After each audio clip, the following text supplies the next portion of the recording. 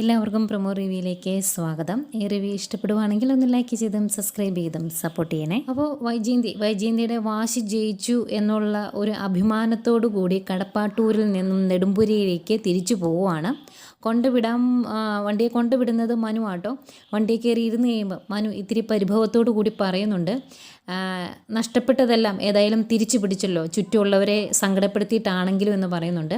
അത് കേൾക്കുന്ന വൈജയന്തിയുടെ മുഖത്തൊരു പുച്ഛമാട്ടോ. അല്ലെങ്കിൽ തന്നെ സത്യമായ കാര്യം മുഖത്തോക്കി പറഞ്ഞാലും പുച്ഛിക്കും. അപ്പോഴാണ് ഇത്. ഏതായാലും അങ്ങനെ നെടുമ്പുരയ്ക്കിൽ എത്തുന്നു. വണ്ടിയിൽ നിന്ന് ഇറങ്ങുമ്പോഴേ വൈജയന്തി കാണുന്നത് സിറ്റ് ഔട്ടിലിരുന്ന് ഫോണിലേക്ക് നോക്കി കണ്ണ് നിറഞ്ഞൊഴുകുന്ന രോഹിത്തിനെയാണ്. കണ്ണ് തുടയ്ക്കുന്നുണ്ട് രോഹിത്ത്. അതൊക്കെ കാണുമ്പോൾ അത്രയ്ക്ക് അങ്ങോട്ട് ഇഷ്ടപ്പെടുന്നില്ല വൈജയന്തിക്ക് കാര്യങ്ങൾ ഊഹിച്ചെടുക്കാമല്ലോ.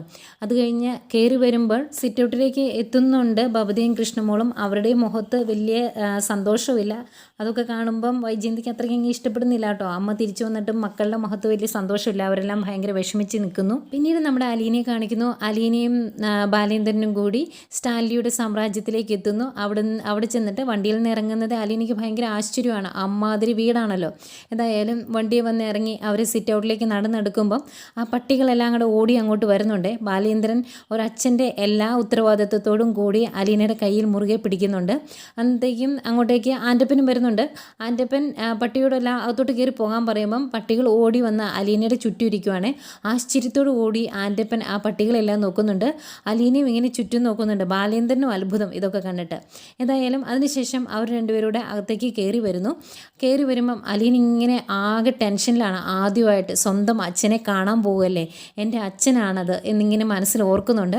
അകത്തോട്ട് അവർ കയറി വരുമ്പം സ്റ്റാൻലി കാണുന്നു. സ്റ്റാൻലി കണ്ടിങ്ങനെ അന്തം വിട്ട് നോക്കുവാണ് അലീന.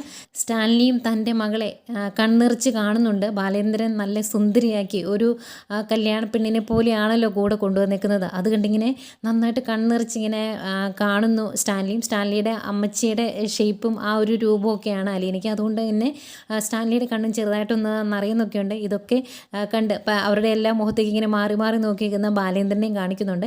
ഏതായാലും ഇനി അങ്ങോട്ട് നല്ല അടിപൊളി എപ്പിസോഡുകളായിരിക്കും.